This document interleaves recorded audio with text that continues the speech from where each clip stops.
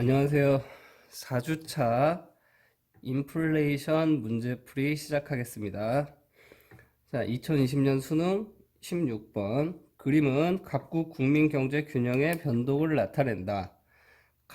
나의 변동 요인으로 옳은 것은 단, 총수요 곡선은 우하향하고 총공급 곡선은 우상향한다. 쉽게 얘기해서 일반적인 상황이에요. 수요는 당연히 가격에 반비례하고 공급은 가격에 비례합니다.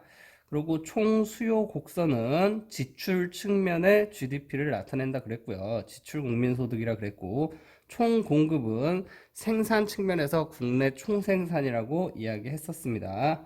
자, 보시면 가 상황을 보면 물가도 상승하고 있고 실질 GDP도 상승하고 있죠. 이 말은 가에서는 수요 견인 인플레이션이 일어난 수요가 증가한 상황이고요. 자, 나 상황을 보시면 물가는 하락했는데 실질 GDP는 증가했으니까 총 공급이 증가했을 때 이런 현상이 일어나겠죠. 그래서 총 공급의 증가 요인을 찾으면 됩니다. 자, 1번 민간 소비 증가, 소비 지출이 증가하면 수요가 증가하니까 일단 맞습니다. 생산 기술 향상, 생산 기술이 향상되면 공급이 오른쪽으로 이동해서 증가하게 되죠. 그래서 1번이 일단 정답이고요. 2번 순수출 증가는 수요 증가 요인이 맞습니다. 순수출이라는 거는 외국에서 우리나라 물건을 수요하는 거니까. 근데 임금의 상승은 공급의 감소 요인입니다. 그래서 틀렸고요. 민간 투자 증가도 수요의 증가 요인이 맞는데 원자재 가격 상승 역시 공급의 감소 요인이기 때문에 틀렸습니다. 기준금리 인상은 수요의 감소 요인이죠. 기준금리가 인상되면 사람들이 돈을 덜 쓰기 때문에 수요가 감소하게 됩니다. 그래서 틀렸고, 노동인구 감소는 공급의 감소 요인이죠. 노동인구, 즉 물건을 만들 사람들이 줄어들었기 때문에 공급이 감소하게 됩니다. 5번 소비세율이 인상됐다는 것은 물건들의 가격이 비싸지는 거기 때문에 당연히 수요가 감소하는 요인이고요. 노동 생산성이 하락한다는 것은 사람들이 물건을 덜 만들게 된다는 거니까 이것도 공급의 감소 요인입니다. 그래서 2, 3, 4, 5번은 모두 틀렸고 1번이 정답이었습니다. 자, 다음 문제. 2018년 수능 몇 번이야? 자, 보겠습니다. 다음은 각국의 경제 뉴스이다. 밑줄친 기억 니은을 나타내기에 적절한 그림을 보기 위해서 고른 것은 최근 기억입니다. 주요 수입 원자재의 급격한 가격 상승, 생산 요소의 가격이 비싸졌습니다. 이 말은 총 공급이 감소한 거, 기억은 총 공급이 감소한 그래프를 찾으면 되고, 자, 니은 소비 심리도 얼어붙어 민간 소비 또한 감소. 민간 소비가 감소했다는 것은 총 수요가 감소한 것을 니은으로 찾으면 되겠습니다. 자, 공급이 감소한 거는 얘는 일단 기억부터 볼게요. 기억은 공급이 증가했죠. 그래서 틀렸고, 니은은 총 공급이 감소하고 있습니다. 좌측으로 이동했죠. 그래서 일단 니은이 기억과 짝을 맺고, 디귿 보시면 총 수요가 증가했습니다. 그래서 얘도 틀린 거고요. 리을은 총 수요가 감소하는 모습이죠. 소비가 감소해서 총 수요가 감소했다. 얘가 짝이죠. 그래서 답은 4번 기억은 니은과 맞고 니은은 리을과 맞다. 그래서 4번이 정답이었습니다. 자, 2018년 수능 8번입니다. 자, 표는 각국의 연도별 명목 GDP와 실질 GDP를 나타낸다. 이에 대한 분석으로 옳은 것은 하고 단 물가 수준은 GDP 디플레이터로 측정한다. 이렇게 적혀 있습니다. GDP 디플레이터 구하는 공식은 실질 GDP분의 명목 GDP 곱하기 100입니다. 자, 그래서 당연히 기준연도에는 실질과 명목이 같기 때문에 기준연도의 GDP 디플레이터, 즉 GDP 디플레이터 물가지수는 100이 될 테고요. 100이 기준값이고 자, 기준연도 외에도 만약에 100이 나왔다. 그럼 그 해에는 기준연도와 물가가 같다고 판단하면 됩니다. 자, 일단 표를 보시면 자, 2015년, 16년, 17년 하고 구하기 쉽게 밑에는 실질, 위에는 명목 적어놨어요.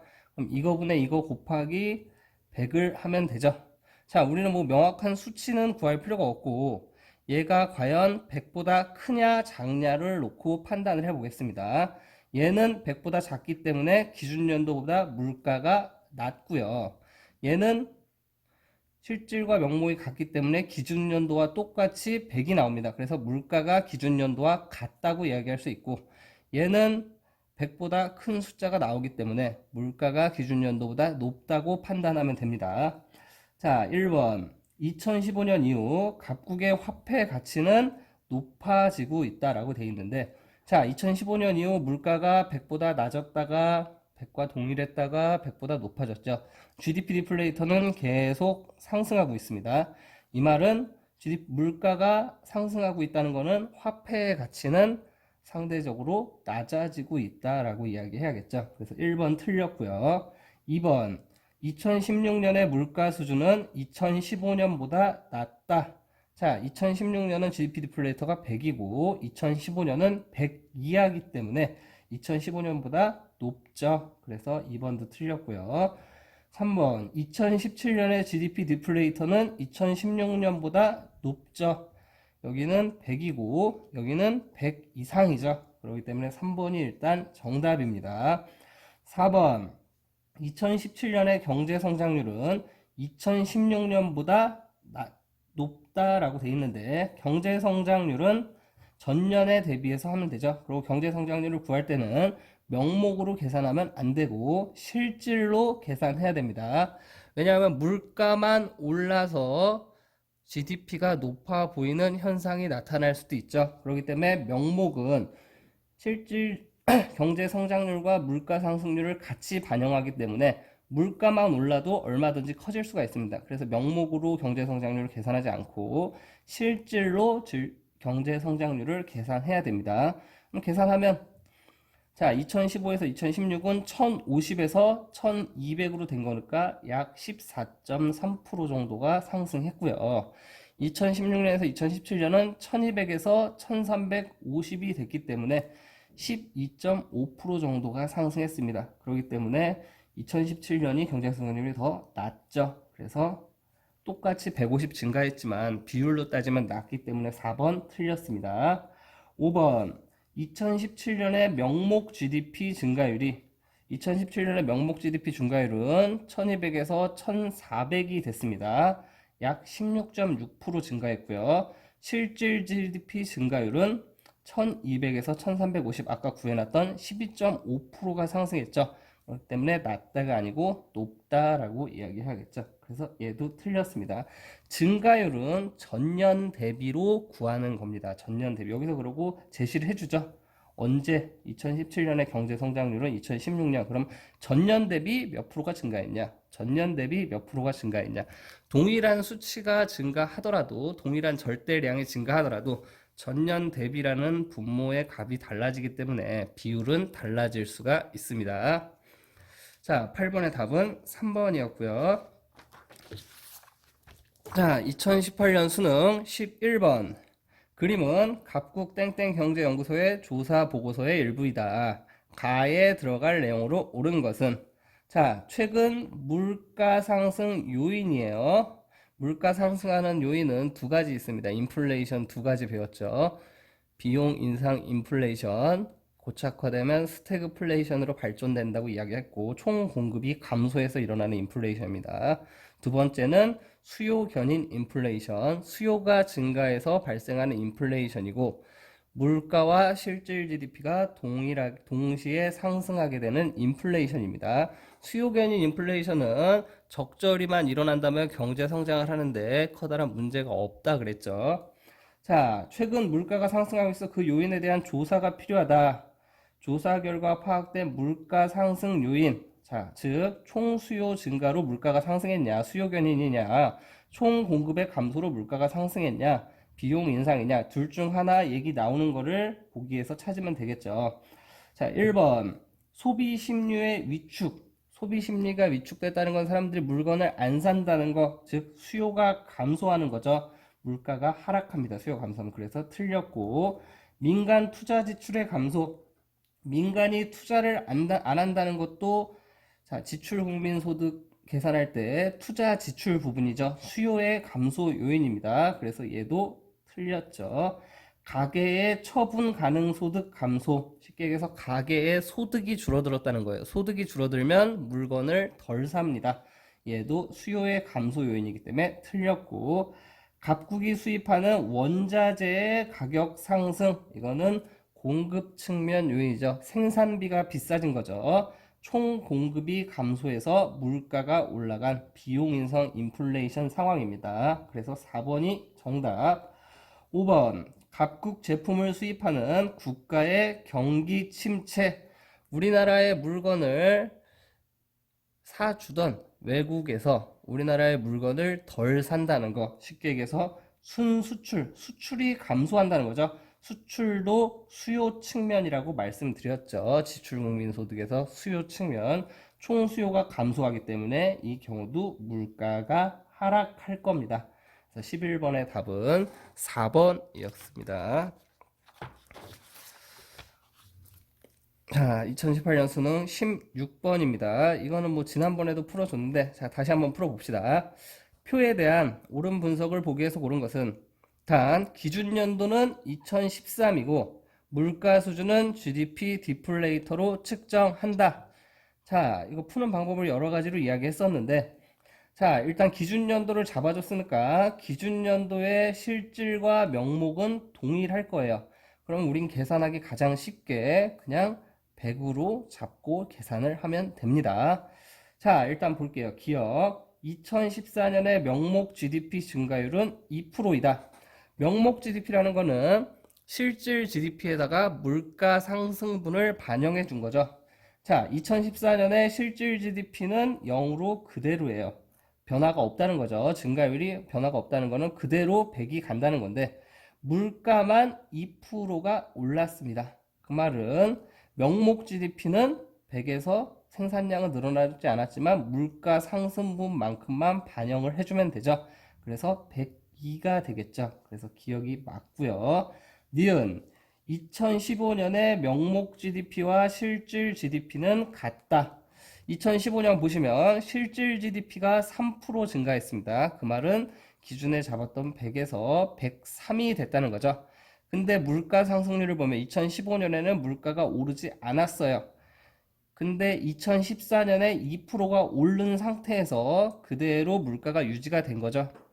이 말은 103에다가 2014년에 올랐던 물가 2%를 반영해 줘야 된다는 거죠. 물가가 계속 그대로였다면 명목과 실질이 같았겠지만 이미 물가가 한번 올랐기 때문에 명목과 실질은 당연히 다르죠. 그래서 여기에는 제가 근사값을 구해 놓은 겁니다. 가로친 수치는. 자, 디귿. GDP 디플레이터는 2016년이 가장 높다. 자, GDP 디플레이터는 우리 배운 대로 물가 지수입니다. 물가 지수. 물가가 오르면 오를수록 그 수치도 커지겠죠.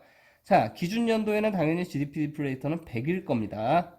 자, 2014년에 물가가 올랐죠. 물가가 올랐기 때문에 GDP 디플레이터도 분명히 100보다 커졌을 거예요. 2015년에는 물가가 오르지 않았기 때문에 2014년과 2015년은 GDP 디플레이터가 아마 동일할 겁니다. 근데 2016년에 물가가 한 번 더 올랐죠. 즉 2014, 2015, 2016 중에 물가가 가장 높은 해는 2016년이겠죠. 그렇기 때문에 GDP 디플레이터도 당연히 2016년에 가장 높을 겁니다. 그래서 디귿이 맞고요. 리을 2014년과 2016년에 경제 규모는 같다. 자, 경제 규모라는 거, 경제 규모는 실질 GDP로 판단을 하라 그랬죠. 실질 GDP로 판단하면 2014년에는 그대로 100입니다. 2015년에는 3%가 올랐기 때문에 103이에요. 근데 2016년에 3%가 마이너스 됐기 때문에 103에서 다시 3%를 하락시키면 103에서 1.03을 3번 빼주면 되겠죠. 당연히 동일하게 100이 되는 게 아니고 99점 몇이 나오게 될 겁니다. 그래서 경제 규모는 같은 게 아니고 다르죠. 2016년이 더 작습니다. 그래서 16번의 답은 기억 디귿에서 2번이었습니다. 자, 2014년 수능 7번. 그림은 갑국과 을국의 GDP 추이를 나타낸다. 이에 대한 분석으로 옳은 것은, 자, 두 그래프가 있고 실질 GDP와 명목 GDP를 대략적으로 크기 차이만 비교할 수 있게, 그리고 올라가느냐 내려가느냐 방향 차이만 보여주고 있습니다. 우리는 이걸 가지고 GDP 디플레이터를 유추할 수 있습니다. 그리고 이 GDP 증가 방향은 그래프를 통해서 판단할 수가 있고요.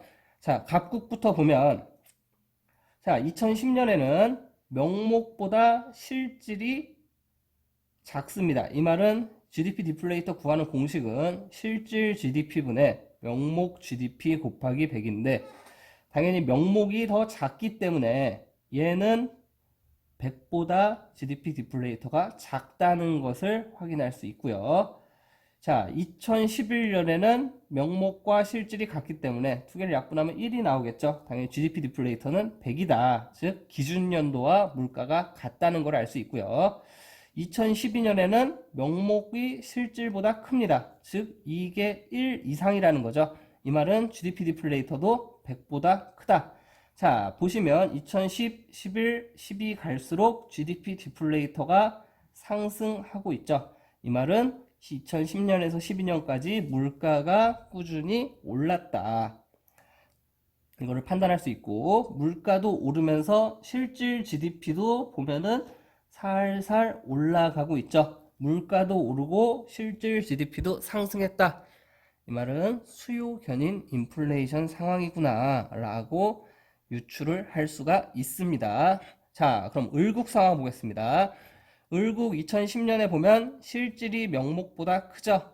그렇기 때문에 실질분의 명목이 1보다 작다는 것을 알 수 있습니다.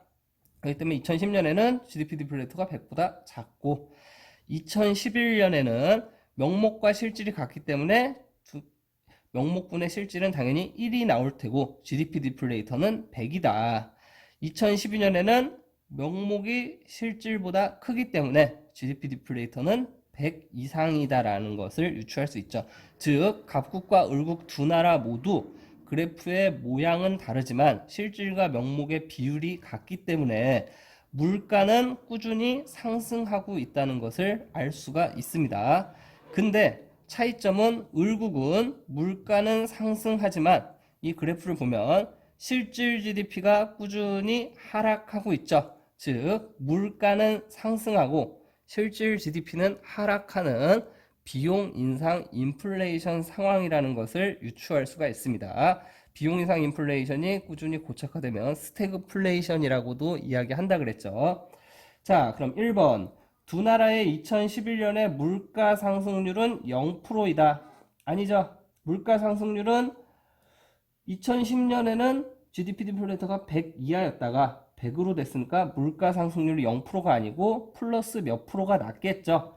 자, 몇 프로라는 건 계산할 수 없지만 우리는 GDP 디플레이터가 변했다는 것을 판단할 수 있기 때문에 물가 상승률이 0이 아니라는 것은 알 수 있습니다. 그래서 1번 틀렸고, 2번. 두 나라의 2011년 경제 성장률은 같다. 경제 성장률은 실질 GDP로 판단하는데, 자, 갑국은 실질 GDP가 증가했어요. 을국은 감소했죠. 갑국은 플러스가 났고 을국은 감소했기 때문에 마이너스입니다. 그래서 2번도 틀렸고, 3번. 두 나라의 2012년 경제 성장률은 양의 값. 똑같은 말이죠. 갑국은 어쨌든 실질이 증가했기 때문에 양의 값을 나타낼 텐데 을국은 실질이 감소했기 때문에 음의 값을 나타낼 겁니다. 그래서 틀렸고요. 자, 4번. 갑국에서는 디플레이션이 나타나고 있다. 갑국. 물가도 오르고 실질 GDP도 증가하는 인플레이션 현상 굳이 나누자면 수요 견인 인플레이션 현상이 일어나고 있습니다. 5번 을국에서는 스태그플레이션이 나타나고 있다. 얘가 정답이죠. 왜? 실질 GDP 감소합니다. 물가는 상승합니다. 실질 GDP도 감소하고 물가도 상승하는, 즉 내 용돈도 줄어들었는데 내가 사 먹어야 하는 물건의 가격도 올라가는 최악의 상황이 일어나고 있는 거죠. 그래서 5번이 정답이었습니다. 자, 다음 2013년 수능 17번입니다. 다음은 학생들이 발생 원인에 따른 인플레이션의 종류와 대책에 대해 조사하여 발표한 내용이다. 옳게 발표한 학생을 보기 위해서 고른 것은, 자, 종류는 인플레이션의 종류 두 가지 있다 그랬죠. 수요 견인, 그러면 당연히 밑에는 비용 인상 인플레이션입니다. 수요 견인은 수요 곡선이 우측으로 이동, 즉 증가해서, 비용 인상은 총 공급 곡선이 좌측으로 이동, 즉 감소해서 일어난 인플레이션이라고 이야기를 했고요. 자, 원인은 당연히 수요 증가하는 거 원인을 찾으면 되고, 얘는 공급이 감소하는 원인을 보기 위해서 찾으면 되겠죠.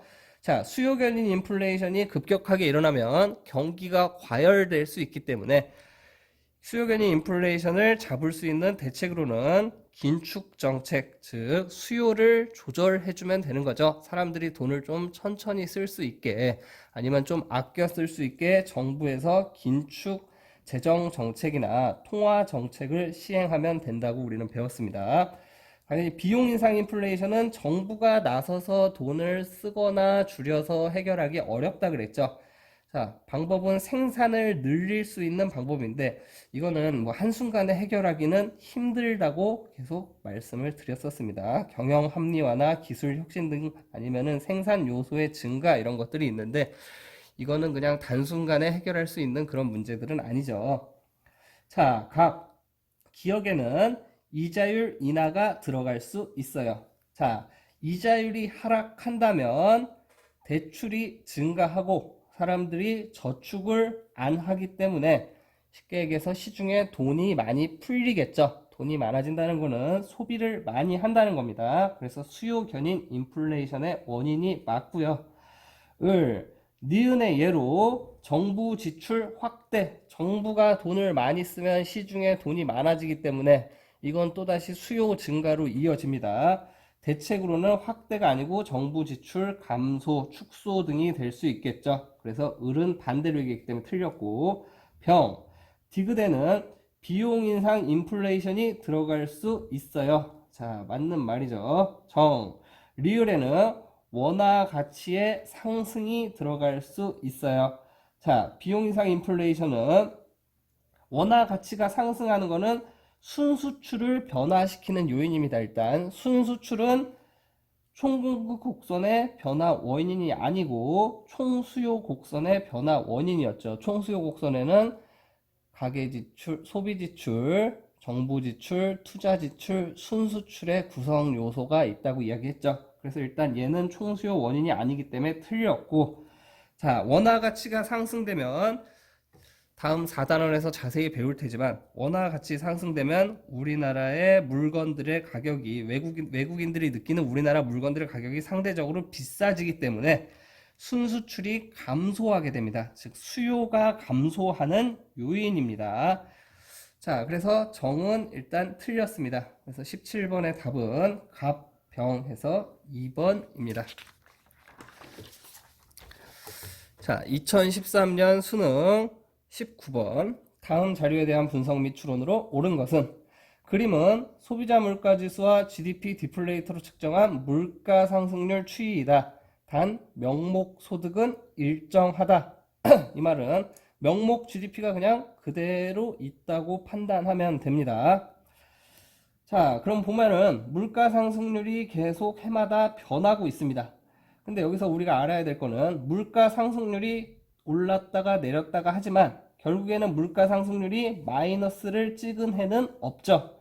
이 말은 물가가 적게 오르던 많이 오르던 꾸준히 상승했다는 것을 나타내고 있습니다. 소비자 물가지수든 GDP 디플레이터든.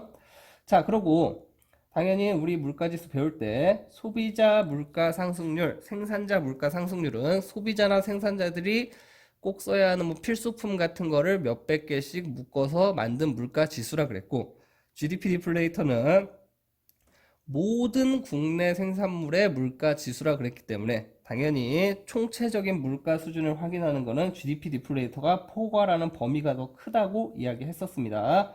네, 모든 것을 다 포함하니까. 자, 1번. 기억으로 측정한 물가 수준은 2008년이 가장 높았다. 자, 소비자 물가 지수 예전 2008년이 가장 높은 게 아니고 해마다 변동은 있었지만 꾸준히 올랐기 때문에 이 마지막 해, 뭐 굳이 여기로 따지면은 뭐 몇 년인지 모르지만 마지막 해가 가장 높은 거죠. 2008년에는 그냥 그 해의 상승률이 가장 높은 해입니다. 그래서 1번 틀렸고요. 2004년에서 2006년 사이에는 실질 소득이 증가했다. 자, 2004년에서 2006년이면 여기까지죠. 자, 물가가 계속 올랐어요. 자, 물가 올랐죠. 물가 이해는 3% 올랐다가 3%에서 다시 0. 몇 프로 올랐다가 그대로 유지했고 3. 몇 프로 올랐다가 2. 몇 프로 올랐다가 2. 몇 프로 또 오른 거죠. 즉 물가는 계속 올랐으면 명목 소득이 일정하다고 이야기했기 때문에 내가 받는 돈은 100만 원으로 똑같은데 물가는 계속해서 PC방비는 계속해서 조금씩 올랐습니다. 이 말은 실질 소득은 내가 실제적으로 얼만큼 사 먹을 수 있느냐이기 때문에 감소했죠. 2번 틀렸습니다.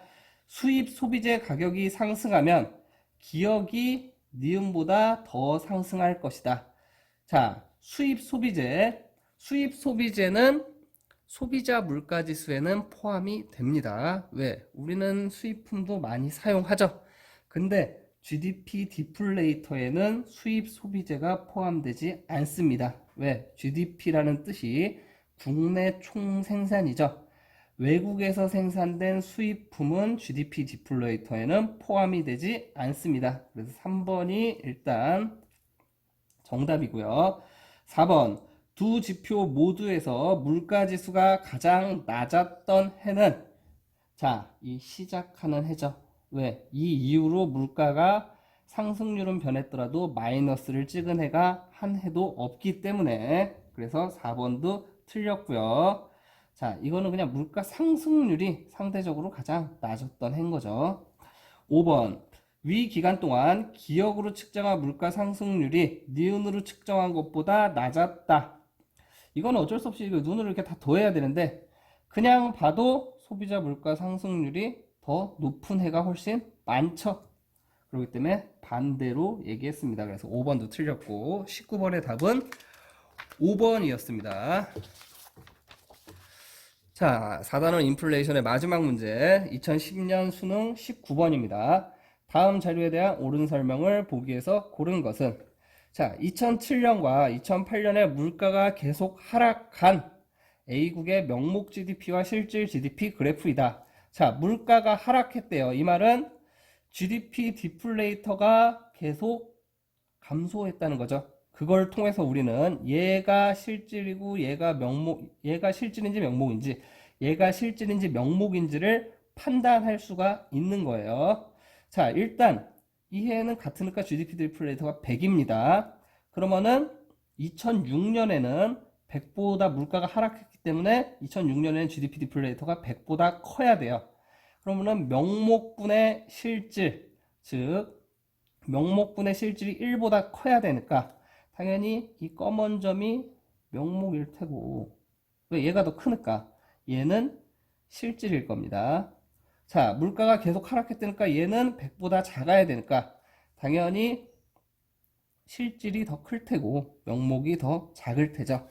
자, 그래서 이렇게 유추를 해서 판단할 수 있냐 물어보는 문제였고 자, 기업 실질 GDP 산출의 기준연도에서 가와 나는 같죠. 기준연도라는 거는 물가지수가 100이고 물가지수가 100이 되기 위해서는 명목 GDP와 실질 GDP가 같아야 되니까 실질분의 명목 곱하기 100이 GDP 디플레이터를 구하는 공식이기 때문에 이 둘이 같으려면 당연히 가와 나 명목과 실질은 같다. 이 말 맞는 말이죠.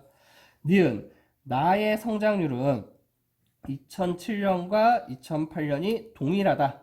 자, 나 보면은 95에서 100이 됐고 100에서 105가 됐습니다. 95에서 100, 100에서 105, 5씩 늘어난 거는 동일하지만 95에서 100이 된 거는 약 0.52%가 증가한 거고요. 100에서 105가 된 거는 5%가 증가한 거죠. 왜? 구하는 공식이라고 할 것도 없죠. 방법을 해보면 분모가 달라지죠. 늘어난 숫자는 똑같지만 5로 분모가 달라지기 때문에 당연히 성장률, 비율은 달라지게 됩니다. 그래서 니은 틀렸고요. 디귿 가는 명목 GDP이고 나는 실질 GDP이다. 아까 GDP를 GDP 디플레이트를 유추하는 과정에서 구했었죠. 디귿이 맞는 말이고요. 리얼 2008년의 물가 지수는 105이다. 2008년의 물가 지수는 실질분의 명목이니까 105분의 100 곱하기 100입니다. GDP 디플레이터 105분의 100 곱하기 100은 약 95.5 몇이 나와요. 그래서 5번도 틀렸죠. 반대로 구해놓은 거죠. 얘는 2해를 구한 겁니다. 2해도 아니죠. 2해도 아니죠. 2해도 아니고 그냥 이 구하는 공식을 반대로 계산해서 구했을 뿐입니다. 그래서 리을도 틀린 말입니다. 19번의 답은 기억 디귿에서 2번입니다. 자, 이렇게 해서 인플레이션 마치고요. 바로 5단원으로 넘어가도록 하겠습니다. 자, 5주차 수능 기출 문제풀이 시작하겠습니다. 5주차 내용은 총 수요와 총 공급 곡선의 이해였고 경기 변동에 대해서 설명하는 단원이었죠. 자, 12번 2020년 수능 다음 자료에 대한 분석 및 추론으로 옳은 것은 표는 각국의 전년 대비 재정 수입 변동액과 재정 지출 변동액을 나타낸다. 각국 정부는 경기 상황에 따라 재정 수입과 재정 지출의 규모를 결정하여 집행한다. 재정 수지는 2017년에는 적자이고 2018년에는 흑자를 기록하였다. 자, 각국 정부는 경기 상황에 따라 재정 수입과 재정 지출의 규모를 결정하여 집행한대요. 이 말은 뭐냐? 2017년에가 적자가 났다는 거는 경기가 조금 안 좋아서 정부가 돈을 좀 더 많이 썼다는 거고 2018년에 흑자가 됐다는 거는 정부가 경기가 과열됐다 판단해서 돈을 더 많이 걷어들였다는 거죠. 그래서 재정 수입 변동액, 재정 지출 변동액 이렇게 적혀 있는데 그냥 어렵게 생각하지 말고 전년 대비해서 얼마나 세금을 많이 걷었고 얼마나 돈을 많이 썼냐, 많이라고 그냥 표현했는데 얼만큼 변동이 됐냐라고 판단하시면 돼요. 자, 2016년에는 전년보다 20억의 세금을 덜 걷고 100억을 더 많이 썼죠. 이 말은 이 해도 경기가 그렇게 썩 좋지 않았다. 경기를 살리기 위해 정부가 돈을 많이 썼다. 판단하면 되고 2017년에는 50억을 덜 걷고 60억을 덜 썼습니다. 이 말은 2017년에는 그래도 2016년보다는 경기가 좀 좋다고 판단을 했구나 라고 할 수 있죠. 왜? 적자가 흑자로 돌아섰죠. 자, 2018년에는 그냥 여기서 표현을 해서 2018년에는 전체 수지 자체가 재정 수입, 그러니까 재정 수입 변동 자체가 흑자를 기록했다 했어요. 보시면은 세금은 30억만큼 더 걷고 지출은 20억을 줄였죠. 자, 그럼 보시겠습니다. 1번 2016년의 재정수지 적자 규모는 120억이다. 자, 전년도에 비해서 전년 대비해서 20억을 덜 걷고 100억을 더 썼으니까 120억 원을 더 정부가 사용한 거는 맞습니다. 근데 적자 규모가 120억이라는 거는 확인할 수가 없죠. 왜? 전년도의 전체 적자 규모 아니면 흑자 규모가 얼마인지를 여기서 표현해 주지 않았기 때문에 알 수가 없습니다. 그래서 전년 대비에 120억이지 그냥 전체 규모가 120억이라고 판단할 수는 없죠. 그래서 1번 틀렸고요. 2번 2017년의 재정수지 적자 규모는 50억 원보다 작다. 일단 이게 맞는 말인데 왜 맞는 말인지 보겠습니다. 2017년에는 적자래요. 근데 2018년에는 흑자가 됐어요. 자, 2018년 상황을 보면은 전년도 대비 30억을 더 세금을 걷었고 정부 지출은 20억을 줄였습니다. 즉 작년보다 플러스 50억만큼 돈을 덜 썼는데 정부가, 근데 이 해에는 흑자가 났고 이 해에는 적자가 났어요. 50억을 덜 썼는데 흑자가 났다는 거는 2017년에 재정수지 적자 규모가 50억보다는 작다는 말이 되는 거죠. 그래서 일단 2번 맞는 말입니다. 3번 2016년에 비해 2017년에 재정수지 적자 폭이 증가하였다. 아니죠. 재정수지 적자 폭은 감소했죠. 자, 2016년 대비해서 2017년에는 재정 수입, 세금은 50억을 덜 걷었는데 지출은 60억을 덜 했습니다. 즉 돈은 60억 덜 쓰고 세금은 50억 덜 걷었으니까 10억만큼 플러스가 됐죠. 그래서 적자 폭은 감소했습니다.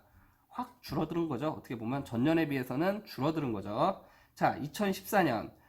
자, 4번. 재정 수입 규모는 2018년이 가장 크다. 자, 재정 수입의 규모를 한번 생각해 볼게요. 재정 수입 규모. 자, 우리는 알 수가 없죠. 재정 수입이 얼마인지, 전체 규모가 얼마인지는 알 수가 없는데 줄어드는 거를 알 수가 있어요. 그럼 당연히 그냥 X라고 놓고 계산하면 되는데 X라고 놓으면 조금 애매하니까 그냥 가정을 하겠습니다. 100억이에요. 2015년을 100억이라고 생각해 보겠습니다. 2016년에는 20억을 줄였으니까 80억이 될 테고 2015년에는 50억을 줄였으니까 얼마, 80억에서 50억을 줄이니까 30억이 될 테고 2018년에는 30억이 플러스 됐으니까 60억이 될 겁니다. 그러면은 재정 수입 규모는 2018년이 가장 큰 게 아니고 2015년을 100이라고 가정했다면 줄어들고 늘어난 거 다 계산해 보면 100, 80, 30, 60이 되니까 2015년이 더 크겠죠. 그래서 재정 수입 규모는 자, 2016, 17, 18을 비교했을 때 80, 30, 60이기 때문에 2016년이 가장 큽니다. 4번 틀렸고요. 5번 2018년의 재정 수지는 경기 부양에 도움이 됐을 것이다. 자, 2018년 일단 흑자 났다고 얘기했기 때문에 경기 부양에 도움 안 된 것도 맞고요. 자, 보시면 세금은 더 걷고 지출은 줄였어요. 쉽게 얘기해서 흑자 재정을 했죠. 전년 대비 변동액을 따져도 흑자 재정을 했습니다. 자, 경기 부양을 하려면 적자 재정을 해야 되는데 흑자 재정을 했기 때문에 경기 부양에 도움이 되는 게 아니고 과열된 경기를 안정시키는 긴축에 도움이 됐을 겁니다. 그래서 12번의 답은 일단 2번이었습니다. 자, 2020 수능 16번인데 이거는 전 단원에서도 풀었었죠. 전 단원을 참고하시고, 자, 2017년 수능 19번입니다. 그림은 각국 국민경제 균형점의 변화 2에서 A로 갔다가 B로 갔대요. 자, 이러한 변화가 나타날 수 있는 경제 상황으로 가장 적절한 것은, 자, 2에서 첫 균형점 2에서 A로 가기 위해서는 총 공급이 먼저 증가한 겁니다. 즉 물가는 하락하고 실질 GDP는 증가하는 공급 증가 요인이 먼저 나타났고, 자, A에서 다시 B로 증가하기 위해서는 이 그림에 보이면 총 수요가 증가한 거죠. 그래서 총 공급이 증가한 뒤 총 수요가 증가한 것을 찾아내면 되는 거죠. 자, 1번부터 보겠습니다. 수입 원유 가격이 하락한 후, 즉 생산 요소의 가격이 하락했기 때문에 공급이 증가했습니다. 중앙은행이 기준금리를 인하했다. 기준금리를 인하했다는 것은 이자율이 하락했기 때문에 사람들이 대출을 많이 받고 저축을 안 하기 때문에 시중에 돈이 많이 풀려서 총수요의 증가 요인이 맞죠. 그래서 1번이 일단 정답이고요. 2번부터 왜 틀렸는지 보겠습니다. 정부가 소득세율을 인상한 후, 소득세율을 인상했다는 거는 사람들한테 세금을 더 걷는다는 거니까 사람들이 돈을 덜 쓰게 되죠. 수요 감소 요인입니다. 그래서 틀렸고요. 중앙은행이 지급준비율을 인하했다. 지급준비율은 은행이 사람들이 돈을 언제 찾을지 모르기 때문에 꼭 가지고 있어야 되는 돈의 비율이라 그랬죠. 저축 대비 비율이라 그랬습니다.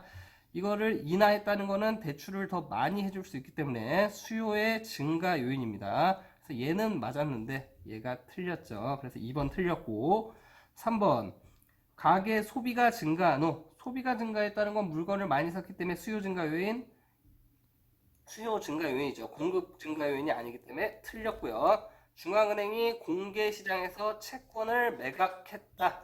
채권을 매각했다는 거는 나라가 중앙은행이 갖고 있던 채권을 시장에다 팔고 그 채권을 판 대가로 돈을 중앙은행이 흡수하는 거죠.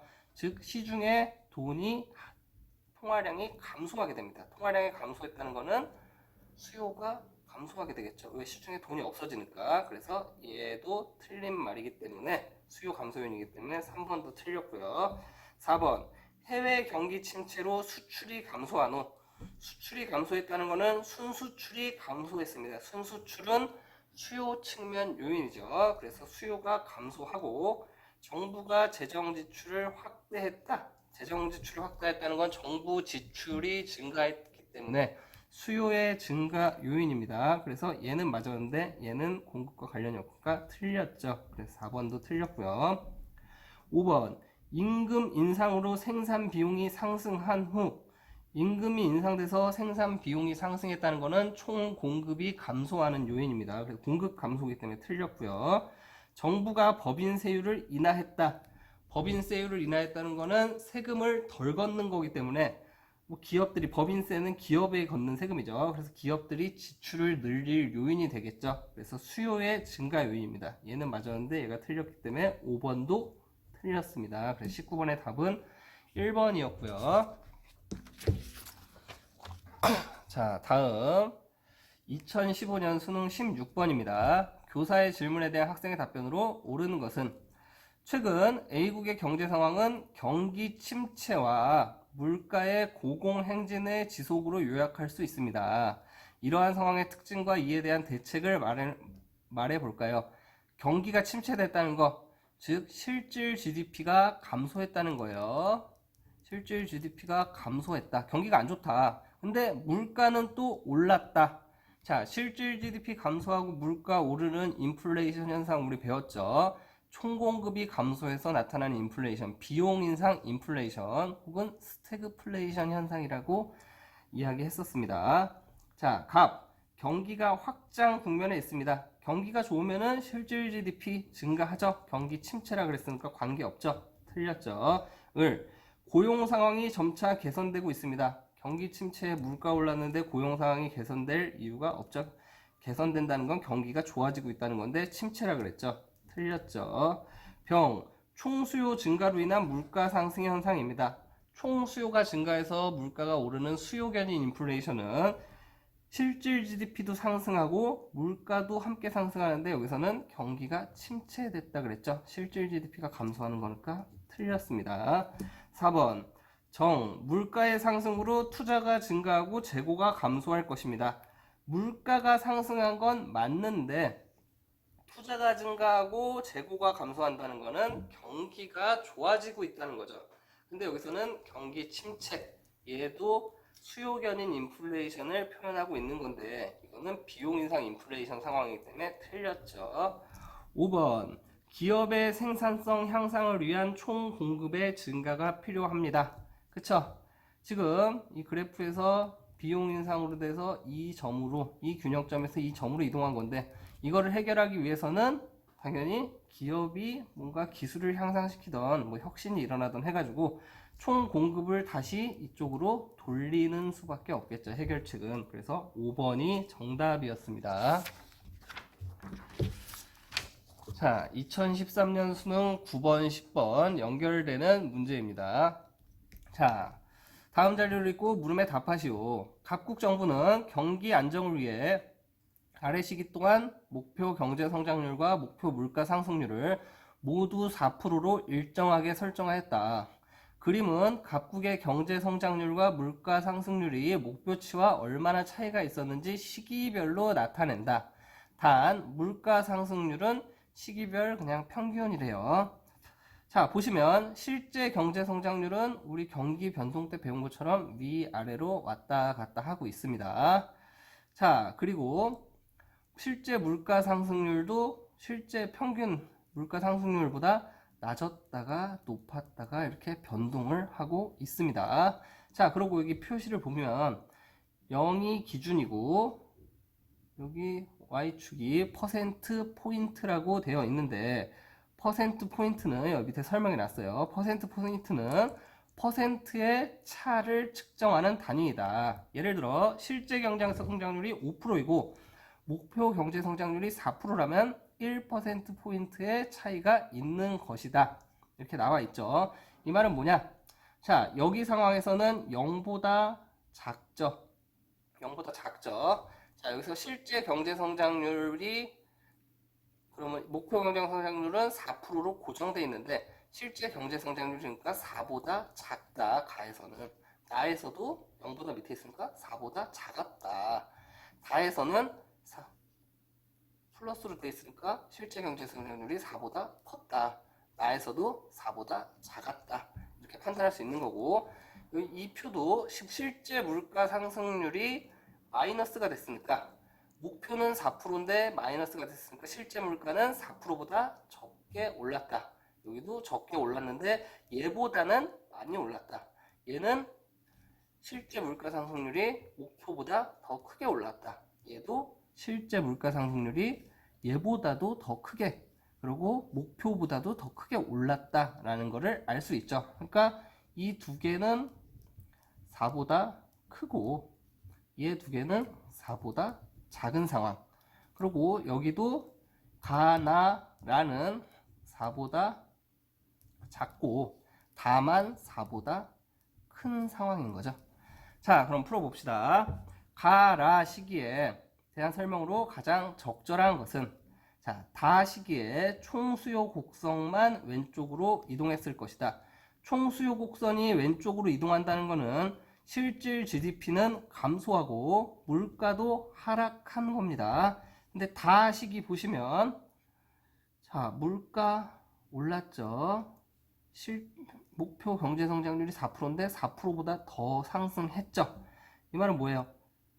경제가 플러스, 경제 성장률도 플러스 났고 물가도 플러스 났다는 거죠. 그래서 1번 틀렸죠. 두 개 다 마이너스가 나는 상황이 와야겠죠. 자, 2번 라 시기에 총공급 곡선만 오른쪽으로 이동했을 것이다. 자, 총공급 곡선이 오른쪽으로 이동하면 경제 성장률, 경제 규모는 플러스가 되고요. 물가는 마이너스가 돼야 됩니다. 근데 라 시기 보면은 자, 경제 성장률은 어쨌든 4보다는 이 마이너스 4보다는 크니까 경제 성장률은 플러스 난 게 맞아요. 근데 어때요? 물가는 더 많이 올랐죠. 4%보다 훨씬 더 많이 올랐죠. 이 말은 총공급 곡선이 오른쪽으로 이동한 게 아니고 총수요 곡선이 물가 쪽으로 더 많이 오른쪽으로 이동했다는 거죠. 그래서 2번도 틀렸습니다. 3번 가에 비해 나 시기에 물가가 낮았을 것이다. 자, 가와 나입니다. 자, 이 수치는 목표 물가 상승, 실제 물가 상승률에다가 목표 물가 상승률을 뺀 건데, 자, 얘보다 더 마이너스가 크죠. 이 말은 얘 때보다는 나에서 물가가 더 많이 올랐다는 거죠. 그래서 가보다 이거를 반대로 표현해야 맞는 말이 되겠죠. 그래서 3번도 틀린 말이고요. 4번 나에 비해 다 시기에 실업률이 높았을 것이다. 그런데 나와 다입니다. 자, 나의 경제 성장률은 목표 경제 성장률보다 낮죠. 목표보다는 낮습니다. 목표가 4인데 다는 목표보다 경제 성장률이 높죠. 경제 성장률이 높다는 것은 실질 GDP가 더 많이 증가했다는 거고 실질 GDP가 더 많이 증가했다는 것은 실업률이 낮아졌다고 유추할 수가 있습니다. 그래서 4번 틀린 말이고요. 5번 다에 비해 라 시기에 명목 GDP가 컸을 것이다. 자, 가나 다라 모두 경제 성장률이 일단은 다 플러스입니다. 왜 경제 성장률이 마이너스가 되기 위해서는 목표 경제 성장률이 4%이기 때문에 실제 경제 성장률이 0 이하가 된, 즉, 요 점선의 밑에 부분에 위치해야 되는데 이런 경우는 한 번도 없죠. 그래서 경제 성장률도 일단 다 성장률의 차이는 있지만 계속해서 플러스가 나고 있습니다.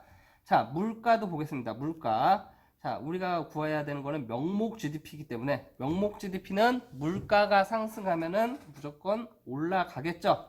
경제 성장률이 플러스인 한 물가가 오른다면 명목 GDP는 계속 증가할 겁니다. 자, 가나다라 시기를 보면은 물가가 마이너스가 나는 시기가 단 한 번도 없습니다. 물가가 마이너스가 나려면은 이 마이너스 4보다 밑에 부분의 사각형이 이렇게 체크가 돼야겠죠. 근데 이런 경우가 없죠. 이 말은 물가가 어쨌든 오르고 계속 오르고 있다는 겁니다. 경제 성장률도 오르고 물가도 상승했다는 거는 명목 GDP가 계속 커지고 있다는 거죠. 당연히 다 시기보다는 라 시기에 경제 성장률은 조금 하락했을지라도 경제도 성장했고 물가는 더 많이 올랐기 때문에 명목 GDP는 당연히 컸을 겁니다. 그래서 9번의 답은 5번이었습니다. 자, 조금 헷갈렸을 텐데 차근차근 이 순간이 밑에 있다고 해서 경제 성장률이 마이너스가 난 게 아니다.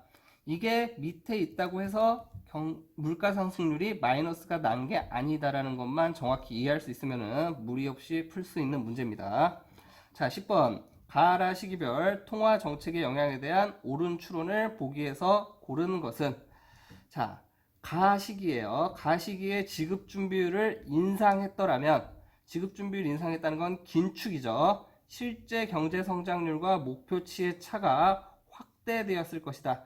자, 가시기는 목표 경제 성장률보다 경제 성장률이 낮은 시기예요. 이 시기에는 긴축을 하는 게 아니고 확장을 해야 되죠. 자, 그리고 긴축을 했다면은 당연히 이 경제 성장률이 더 밑으로 내려갈 수도 있었겠죠. 그래서 목표치의 차가 확대되었을 것이다라는 것은 맞는 말입니다. 왜? 경기가 더 침체되었다는 이야기니까. 니은 나 시기에 국공채를 매각했다면, 국공채를 매각하는 것은 긴축 정책이죠. 역시 실제 물가 상승률과 목표치의 차가 확대되었을 것이다.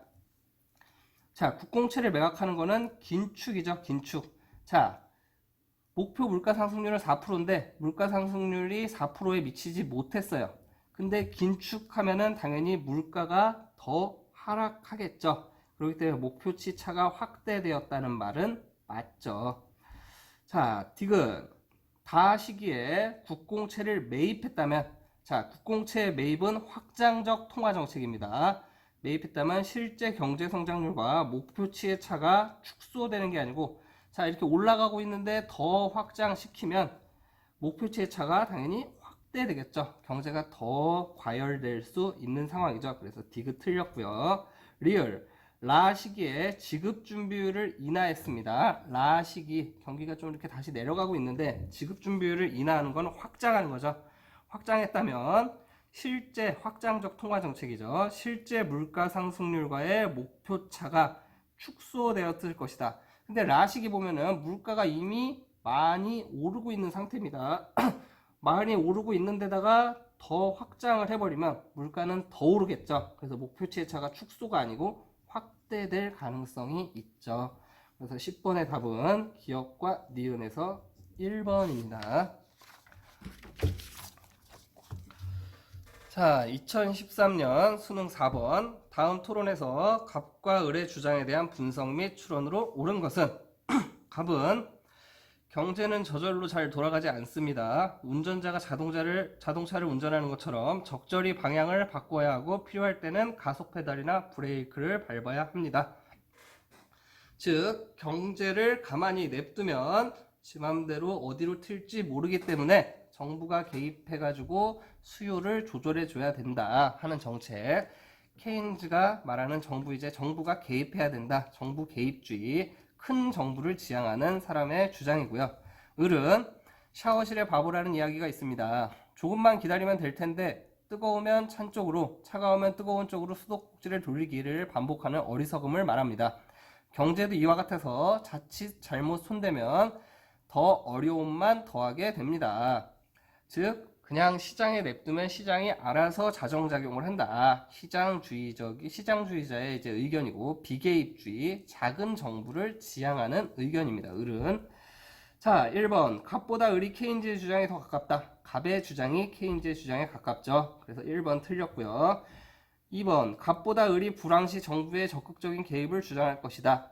갑이 더 적극적인 개입을 주장할 겁니다. 왜? 정부 개입이고 큰 정부주의자죠. 을보다 갑이 시장의 자기 조절 능력을 신뢰할 것이다. 을이 더 신뢰합니다. 을은 시장주의자라 그랬습니다. 을보다 갑이 규제 철폐에 더 적극적으로 찬성할 것이다. 아니죠. 을이 더 규제 철폐를 찬성할 겁니다. 을은 시장이 알아서 하게 냅둬라 하는 주의이기 때문에. 5번. 갑은 시장 실패의 가능성을, 을은 정부 실패의 가능성을 강조한다. 맞는 말이죠. 갑은 가만히 냅두면 시장이 실패할 수 있다. 그러니까 정부가 개입해야 된다 얘기하고, 을은 아니다. 괜히 정부가 나섰다가 시장에 더 큰 혼란만 초래한다. 가만 냅둬라 얘기하는 거죠. 그래서 5번이 맞는 말이었습니다. 자, 이렇게 해서 5주차 문제풀이를 마치고 바로 6주차로 넘어가겠습니다. 자, 마지막 6주차 시험 범위 여기까지고요. 자, 경기 안정화 정책에 대한 수능 기출문제 문제풀이 시작하겠습니다. 자, 2010 수능 5번. 그림은 수행평가 보고서의 일부이다. 기억 미음에 들어갈 수 있는 내용으로 옳은 것은, 자, 경제 안정화 정책이고, 정책의 의미, 지나친 경기 과열이나 침체를 방지하고 국민 경제의 장기적이고 안정적인 성장을 이루기 위해 정부나 중앙은행이 실시하는 정책, 즉 정부나 중앙은행이 시장에 개입해야 한다는 정책이죠. 자, 경제 안정화 정책의 수단과 효과 해놓고 경기 침체 시의 상황을 이야기했습니다. 경기가 침체되면은 당연히 확장 재정 정책과 확장 통화 정책을 시행해야겠죠. 즉 시장에 돈을 풀어야 된다는 소리입니다. 자, 재정 정책은 뭐 여러 가지 방법들이 있는데, 자, 첫 번째 세율이 인하됐습니다. 세율을 깎아준다면, 세금을 깎아준다면 사람들이 실제적으로 본인이 쓸 수 있는 돈이 더 많아지죠. 이 말은 가처분 소득이 증가한다는 이야기입니다. 그리고 니은은 정부가 지출을 늘리면 되죠. 정부가 지출을 늘리면 시장에 돈을 많이 쓰는 거기 때문에 정부 지출을 증가시키는 방법이 될 수 있겠고, 통화정책입니다. 통화정책도 당연히 확장적 통화정책, 시장에 돈을 더 많이 풀어서 이자율을 하락시키는 방향으로 가야 될 텐데, 시중은행의 대출액이 증가하려면 지급준비율을 하락시키면 될 테고, 국공채를 매입하면 시장에 돌아다니는 국가의 채권을 정부가 중앙은행이 사들이는 대가로 시장에 돈을 주기 때문에 시중의 통화량이 증가하게 될 겁니다. 자, 이러한 정책이 합쳐지면 당연히 사람들이, 기업이 돈을 많이 갖게 되므로 물건을 많이 살 수 있게 됩니다. 그럼 총수요가 증가되고, 총수요가 증가되면은 당연히 물가는 상승하면서 실질 GDP도 증가하고, 이에 따라서 경기가 좋아지고 실업은 감소하게 되는 효과를 나타내게 됩니다. 자, 1번. 기억은 처분 가능 소득의 감소라 그랬으니까 틀렸죠. 처분 가능 소득의 증가죠. 2번. 니은은 정부 지출을 확장할 때는 축소가 아니고 증가시켜야 됩니다. 그래서 틀렸고. 3번. 지급 준비율을 인상하면은 대출이 감소하죠. 지급 준비율 인하해야 됩니다. 그래서 3번도 틀렸고. 4번.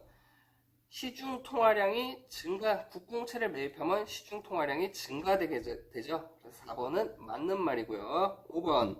당연히 총수요가 증가해서 경기가 좋아지면 실업은 감소하게 됩니다. 그래서 5번도 틀린 말. 5번의 답은 4번이었습니다.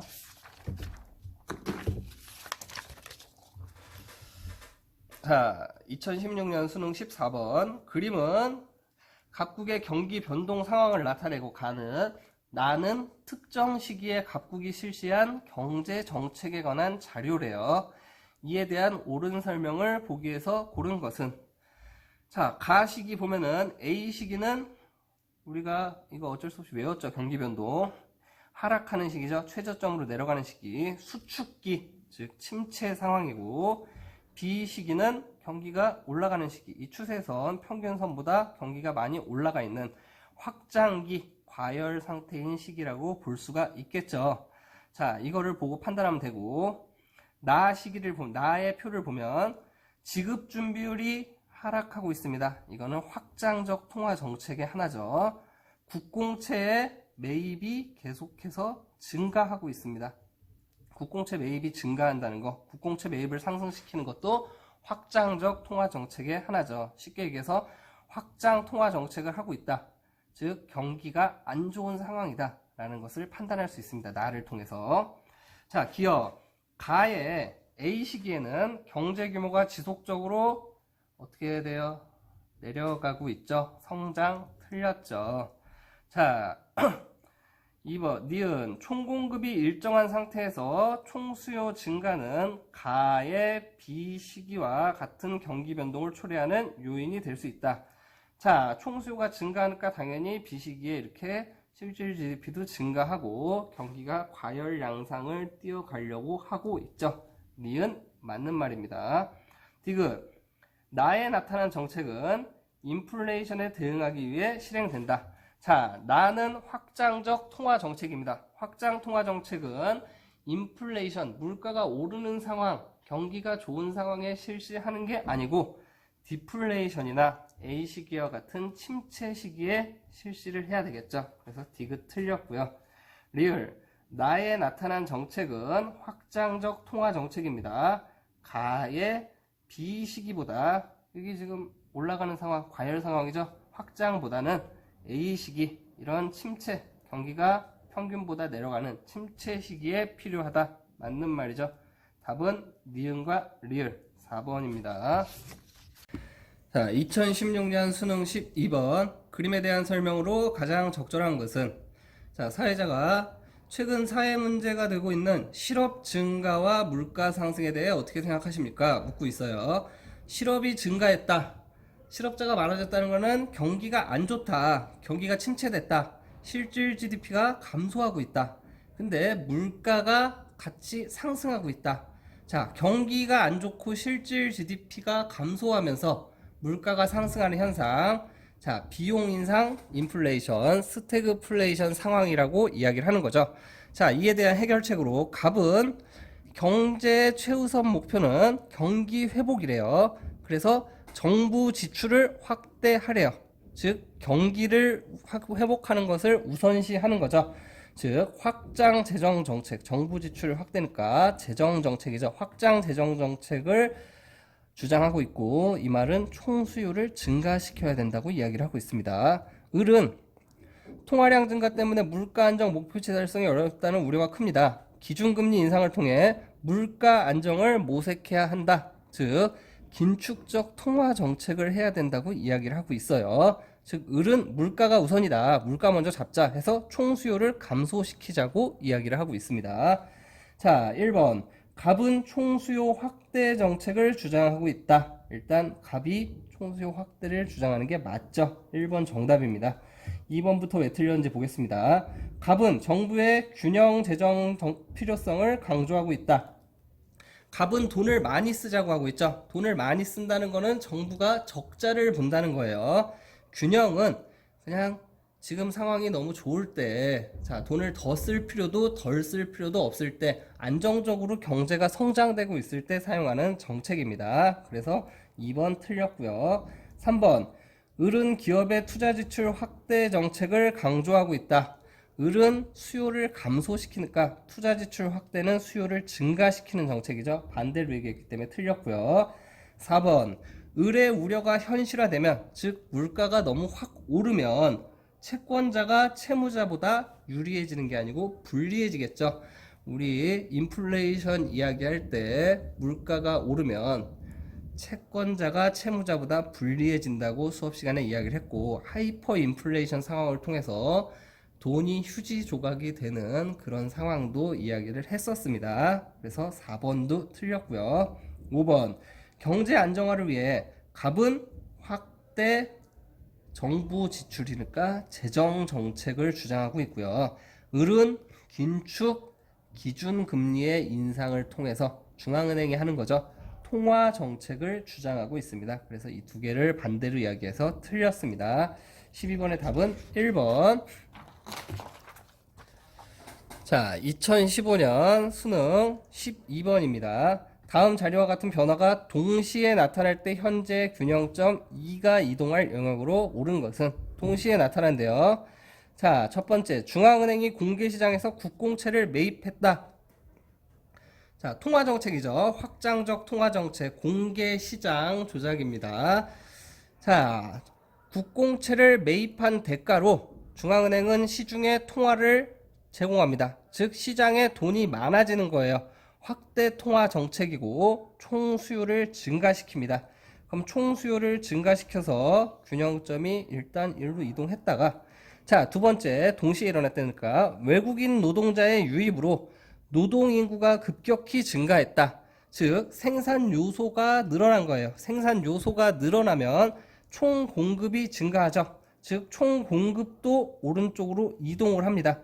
수요도 증가하고 공급도 증가해서 이 균형점에서 여기 갔다가 일로 이렇게 이동을 하는 거죠. 즉 이 영역으로 들어가게 되는 거겠죠. 그래서 12번의 답은 2번이었습니다. 자, 2012년 수능 6번입니다. 다음은 A국의 경제뉴스이다. 밑줄 친 기역, 니은에 대한 설명으로 옳은 것은 최근 경기 상황에 대한 대처 방안으로 정부는 재정 지출을 늘려 공공사업을 확대하고 확장적 재정 정책을 하겠다는 거죠. 기역은. 중앙은행은 통화 공급을 확대할 계획을 밝혔습니다. 즉 확장 재정과 확장 통화 정책을 시행한다는 거죠. 둘 다, 정부도 중앙은행도 둘 다 확장을 하겠다는 거예요. 왜 그럴까요? 지금 상황이, 경기 상황이 침체다, 경기가 안 좋다 판단했기 때문에 시장에 확장 재정과 확장 통화를 통해서 돈을 풀겠다는 거죠. 자, 기역은 확장 재정은 총수요를 증가시키죠. 1번 틀렸습니다. 기역은 물가 수준을 상승. 자, 총수요가 증가되면 실질 GDP와 물가가 함께 상승한다 그랬죠. 상승시키는 요인 맞습니다. 2번 정답이고, 3번 니은은 총 공급을 증가시키는 게 아니라 총 공급은 정부가 돈을 쓰고 어쩌고 한다고 해서 변화되기 어렵다 그랬죠. 총 공급이 아닌 총 수요를 증가시키는 요인입니다. 3번 틀렸고, 4번 니은은 물가 수준을 하락시키는 게 아니고 확장 통화 정책은 수요를 증가시키기 때문에 물가를 상승시킵니다. 그래서 4번도 틀렸고요. 물가 수준 하락시키는 거는 디플레이션 현상과 아니면 총 공급이 증가해서 생산이 증가하는 두 가지가 있다고 이야기했습니다. 5번 기역보다 니은의 효과가 크면 국내 총생산이 감소한다. 기역이든 니은이든 총 수요를 증가시키는 요인입니다. 총 수요를 증가시키면 국내 총생산이 감소하는 게 아니고 증가하게 됩니다. 그래서 5번도 틀렸습니다. 그래서 2012번 수능 6번의 정답은 2번이었습니다. 자, 이렇게 해서 1회고사 시험 범위까지 문제풀이 기출을 모두 마치고요.